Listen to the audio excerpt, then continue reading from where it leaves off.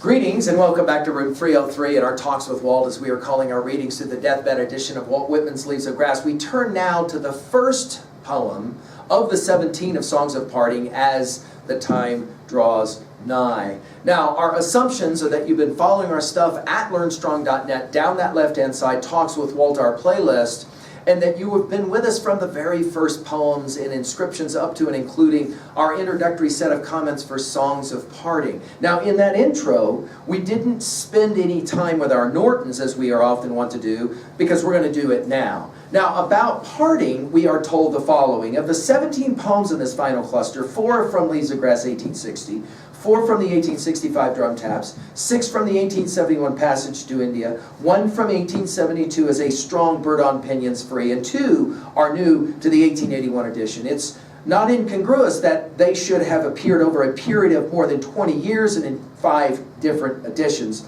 The imminence of departure had entered the poet's pages as early as 1860, when, moved by a sense of dread lest his songs should cease, he recalled in As the Time Draws Nigh the joys he had taken in life. Now, in 1881, this poem opens the final section with equal property, the personal note muted by time. The 3 other 1860 poems still apply, most notably So Long. Equally suitable are the poems not yet distributed into other groups, poems from the Songs Before Parting of Leaves of Grass 1867, the Songs of Parting of Leaves of Grass 1871, the now finale to the shore of Passage to India, and 4 poems from the 1865 Drum Taps.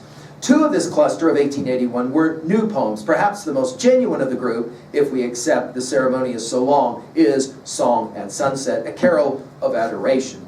In these lyrics, reflecting a life passed a century ago, today's reader may find familiar the same terrifying pace of change, the same vast gulfs of ignorance, the same world hopes and fears, the same knowledge that at the end one has little to bequeath save only what is in memory, and that, from the discovery of endless finales, one knows that in my end is my beginning. The poet wrought well with his group, for only one who possesses greatly can relinquish greatly, and what we feel at last is not the sense of the end, but of continued life.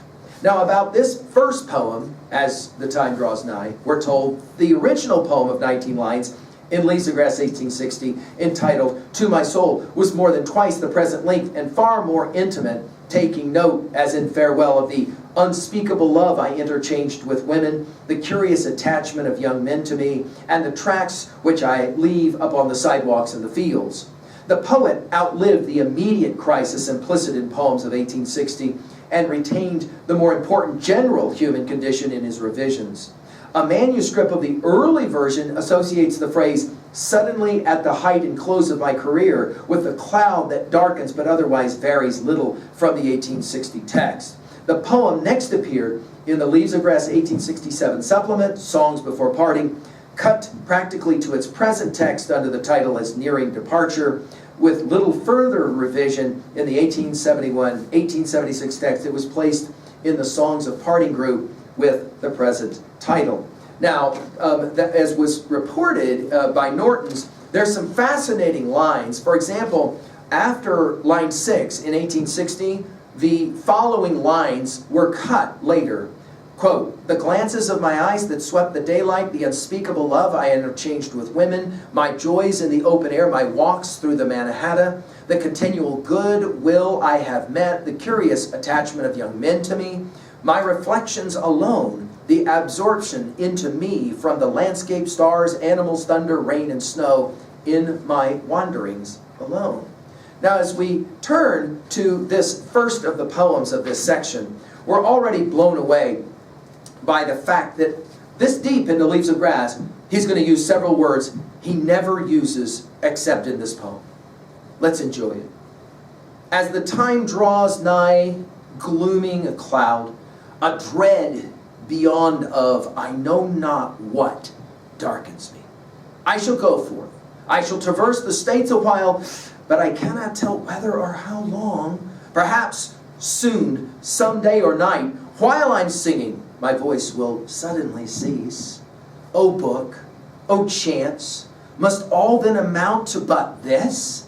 Must we barely arrive at this beginning of us, and yet it is enough, O soul. O soul, we have positively appeared. That is enough. Now I find this a compelling first poem because it tells us that Whitman is no different than any other person who's ever lived when he looks up and he recognizes the van is waiting and I have to leave the park and I can't swing forever. And that can be kind of a downer. That can be kind of sad. It can also be really frightening as well. But it does beg the question of artists, what's it all worth? What was the point of all of this? So as he begins, as the time draws nigh, right? This idea again of nigh takes us back to Song of Myself 33. You'll remember draws from Song of Joys. And you'll remember the time use, that phrase in Song of Myself 47. You can run all of those down in your own study. As the time draws nigh, glooming a cloud.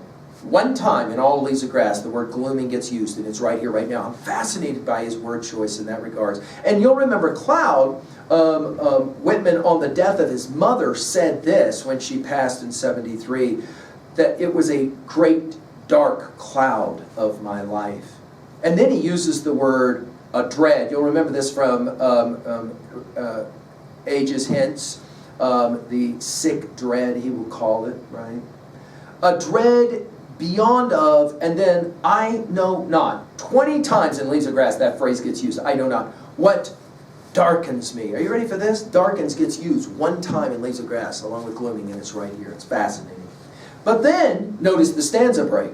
I shall, notice we got two of these I shalls. I shall go forth. Makes us think of afoot and lighthearted I take to the open road, healthy, free. The world before me, the long brown path before me leading wherever I choose. You'll remember that from Song of the Open Road. I shall go forth. I shall traverse the states.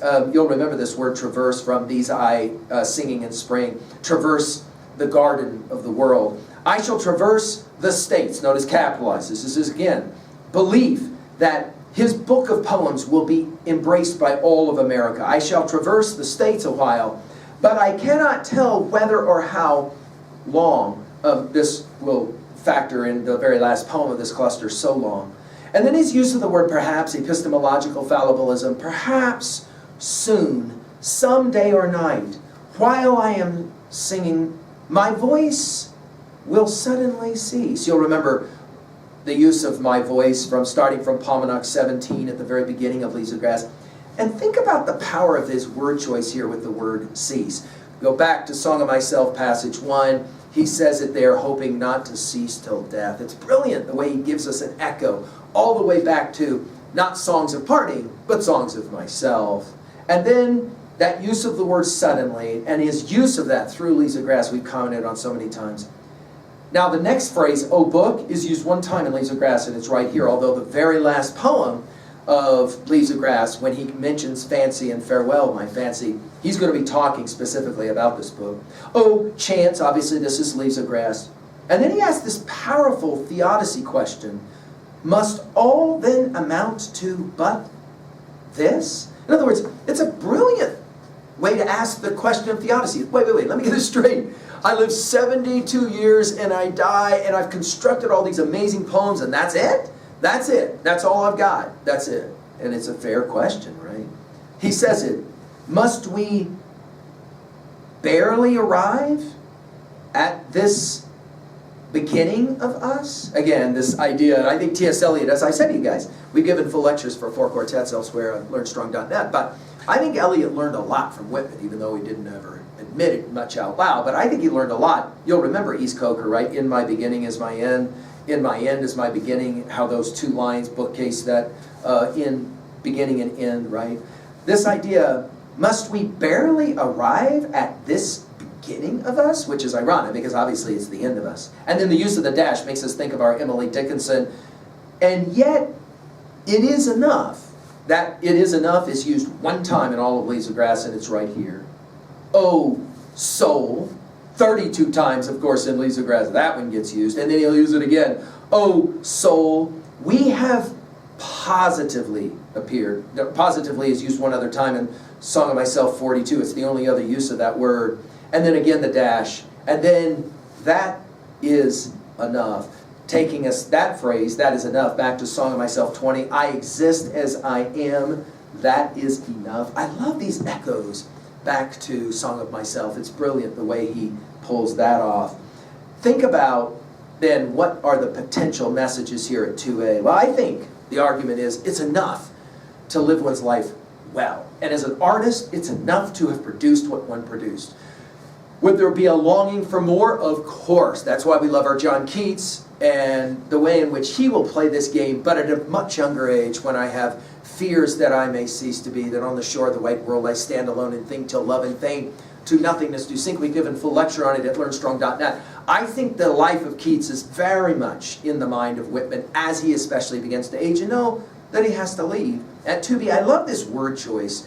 Dread, glooming, cease, barely, perhaps. So to me, it's quite a remarkable study. At 3A, do you remember what Emerson said in his classic essay, the essence of greatness is the perception that virtue is enough? Hear that echoes here, right? I love that quote. It's such a brilliant quote.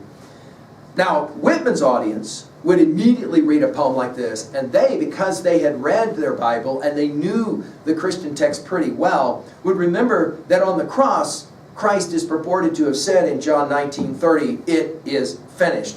It is enough. I think the echoes are obvious here.